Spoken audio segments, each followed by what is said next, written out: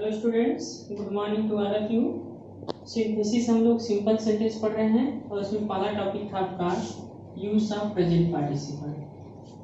Participle में तीन categories है, किस तरीके से प्रयोग करते हैं। लास्ट आपका चल रहा था उसमें कि यदि पहले वाक्य का ऑब्जेक्ट दूसरे वाक्य का सब्जेक्ट होगा और दूसरे वाक्य में आई हुई क्रिया प्रेजेंट पार्टिसिपल में होगा, मतलब कि आईएनजी फॉर्म में होगा, तो पहले वाक्य को इसी प्रकार हम लिख देंगे, फिर कामा लगा करके दूसरे वाक्य में जहाँ से आईएनजी फॉर्म से क्रिया शुरू हुई है उसको आगे जोड़कर हम लिख देंगे। ठीक है, एक दो एग्जाम्पल हमने दिया था, आज इसी में अगला एग्जाम्पल हम लोग लेते हैं।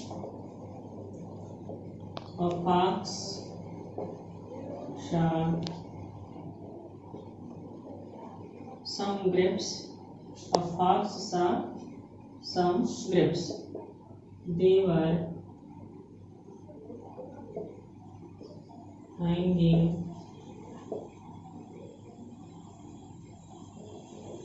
from the vines of a tree। इस तरीके से है ना। A fox saw some grapes. They were hanging from the vines of a tree. एक लोमड़ी ने कुछ अंगूरों को देखा। They were hanging from the vines of a tree. वे पेड़ की लताओं से लटके। वाइन्स मतलब लता, जो डालियां होती है पत्ती पत्ती, उसको वाइन कहा जाता है। VINE, एक WINE होता है, उसके में शराब होती है। तो अब हम देख रहे हैं कि यहाँ पे ऑब्जेक्ट क्या है, ग्रेप्स है। इसी ऑब्जेक्ट के लिए सब्जेक्ट के रूप में किसका प्रयोग किया गया है, दे का प्रयोग किया गया है, और दूसरे वाक्य में आईएनजी फॉर्म से क्रिया शुरू हुई है। तो कैसे बनाएंगे, मीनिंग इसका जानिए। पहले वाक्य को उसी प्रकार लिखेंगे,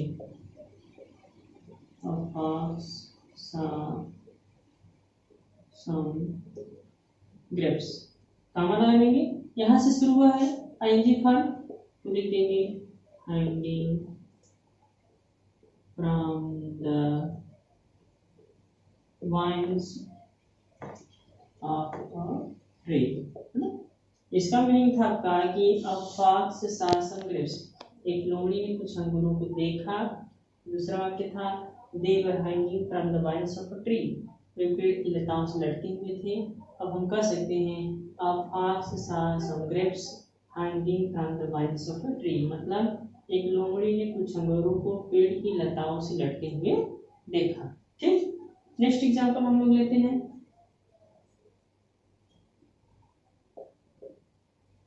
Radha witnessed 3 dolls in the show।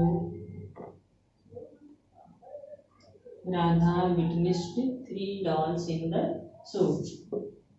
दूसरा वाक्य है they were talking in a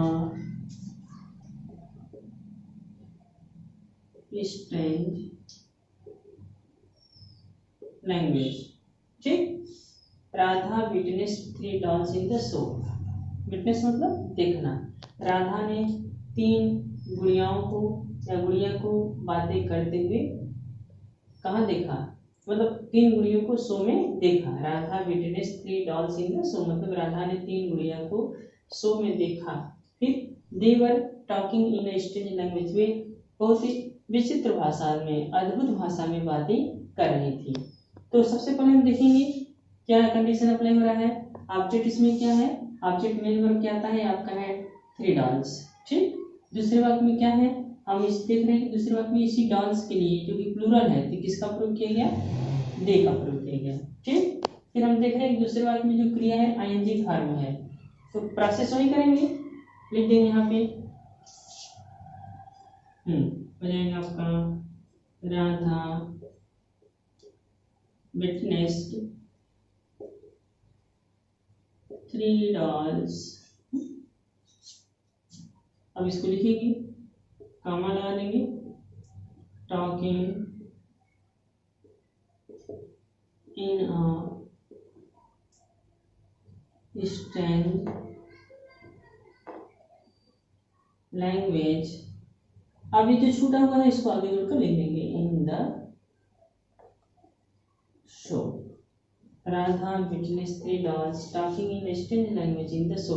हम चाहे तो ऐसे भी लिख सकते हैं, Radha witness 3 dolls in the show talking in strange language, मतलब राधा ने 3 गुड़िया को शो में अद्भुत भाषा में बातें करते हुए देखा। ओके स्टूडेंट्स, ये आपका हो गया प्रेजेंट पार्टिसिपल। 3 होता है, तीनों मैंने बताया क्रमशः कि जब पहले वाक्य का ऑब्जेक्ट दूसरे वाक्य का सब्जेक्ट होगा, दूसरे वाक्य में आएगी क्रिया प्रेजेंट पार्टिसिपल में होगी, तब हम देखते हैं कि किस तरीके से इसको बनाते हैं। नेक्स्ट आपका लेते हैं, आपका है पार्टिसिपल 3 होता है, अब इसमें दूसरा लेते हैं use of past participle.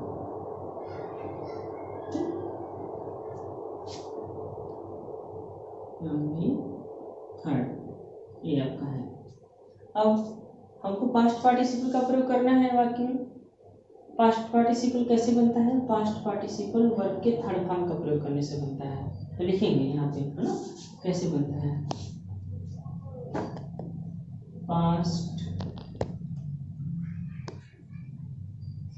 Participle verb के थर्ड फॉर्म का प्रयोग करने से बनता है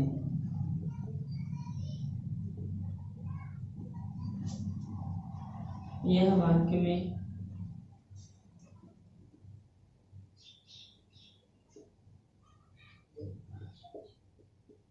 एडजेक्टिव का कार्य करता है। किसका काम करेगा? एडजेक्टिव का काम करता है, जो वाक्य में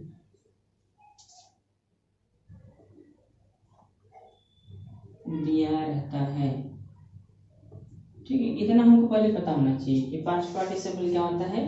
पास्ट पार्टिसिपल वर्ब के थर्ड फॉर्म का प्रयोग करने से बनता है। इसको हम पहले लिख सकते हैं, जो कि वाक्य में दिया रहता है। और जो पास्ट पार्टिसिपल है किसका काम करता है? वाक्य में एडजेक्टिव का काम करता है। एडजेक्टिव क्या होता है? जैसे एडजेक्टिव का काम होता है वाक्य में किसी नाउन या प्रोनाउन को क्वालिफाई करना, उसी तरीके से पास्ट पार्टिसिपल वाक्य में एडजेक्टिव का काम करता है। वाक्य में जो ऑब्जेक्ट होगा उसकी विशेषता बताएगा, और जिसकी विशेषता बताएगा ठीक उसके ऊपर इसका हम प्रयोग कर देंगे। ठीक है, अब इसका हम प्रयोग देखेंगे कि पास्ट पार्टिसिपल का प्रयोग कैसे करते हैं। यदि डाल देंगे प्रयोग, जब पहले वाक्य का ऑब्जेक्ट दूसरे वाक्य का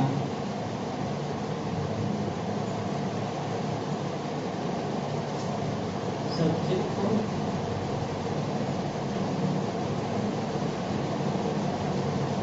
और वाक्य में आई हुई क्रिया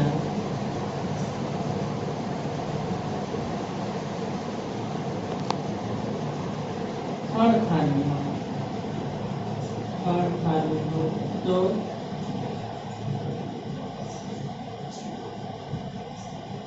सिंथेसिस बनाते समय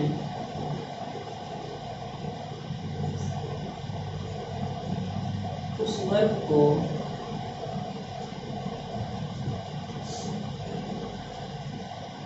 ऑब्जेक्ट के पहले लिख देते हैं। ऐसे समझिए, या तो दूसरे तरीके से क्या किसे समझ सकते हैं, जब पहले वाक्य का ऑब्जेक्ट दूसरे वाक्य का सब्जेक्ट हो या दूसरे वाक्य में आई क्रिया थर्ड फॉर्म में, तब क्या करेंगे, तब ऐसे वाक्य में हम पास्ट पार्टिसिपल का प्रयोग करते हैं। ऐसे समझें, या तो ऐसे समझ सकते हैं, तो पहले वाक्य का ऑब्जेक्ट दूसरे वाक्य का सब्जेक्ट हो, दूसरे वाक्य में आई क्रिया थर्ड फॉर्म में हो। तो जो थर्ड फॉर्म में जो क्रिया है, तो जब हम वाक्य को कंबाइन करेंगे तो उस थर्ड फॉर्म को क्या करेंगे, वाक्य की जो पहला ऑब्जेक्ट होगा और पहले वाक्य में उस वर्ग के वाक्य लिखे ना, किसी बना देंगे, उस समय बनाते समय उस वर्ब को ऑब्जेक्ट के पहले लिख देंगे, जिसके बारे में व्याख्या करेंगे। जैसे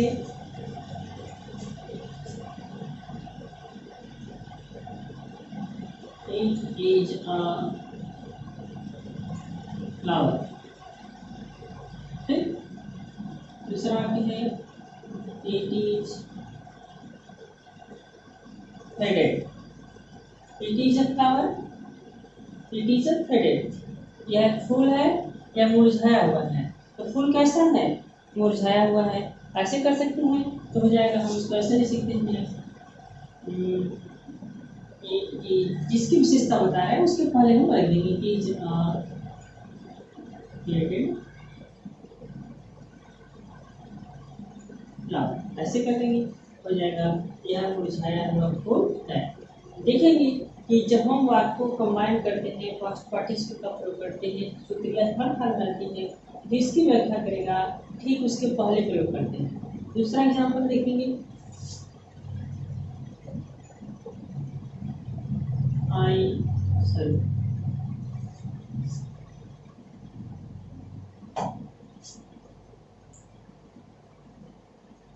फाउंड माई पेन। लॉक हो गया, it was lost. I found my pen, मैंने अपनी कलम पाई। इट वाज लॉस्ट, ये खो गई थी। कलम क्या थी, खो गई थी। इस वाक्य में देखना है कि ऑब्जेक्ट क्या है, पेन है, और इसी पेन के लिए किसका प्रयोग किया गया है, इट का प्रयोग किया गया है। और दूसरे वाक्य में क्रिया थर्ड फॉर्म में लास्ट, तो किसकी विशेषता बता रहा है, पेन की। तो हम लिख सकते हैं I found my lost pen, मैंने अपनी खोई हुई कलम पाई। ठीक, नेक्स्ट एग्जांपल देखते हैं।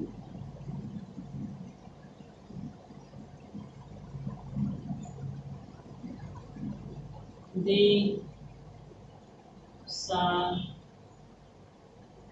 some soldiers. They saw some soldiers. उन्होंने कुछ सिपाहियों को देखा, या वे कुछ सिपाहियों को देखे। पहला वाक्य हो गया। दूसरा वाक्य है they were injured. they were injured मतलब उन्होंने कुछ सिपाहियों को देखा। they were injured. injured का मतलब क्या होता है, घायल होना, चोटिल होना। तो अब पहले वाक्य में ऑब्जेक्ट क्या है, सोल्जर्स है। इसी ऑब्जेक्ट में सब्जेक्ट किसका प्रयोग किया गया है, दे का प्रयोग किया गया है। दूसरा वाक्य पैसिव वॉइस में है, दे वर इंजर्ड, वे घायल थे, घायल किसी के द्वारा होंगे। तो एक क्रिया आपकी थर्ड फॉर्म में है, तो किसकी विशेषता बता रहा है, सोल्जर की विशेषता बता रहा है। तो इस एडजेक्टिव को हम इसके पहले लिख देंगे। हमेशा ध्यान रखेंगे कि हमारा जो पास्ट पार्टिसिपल होता है ये हमेशा it always works as an adjective, एक एडजेक्टिव का काम करता है जो कि वर्ब के थर्ड फॉर्म के रूप में होता है।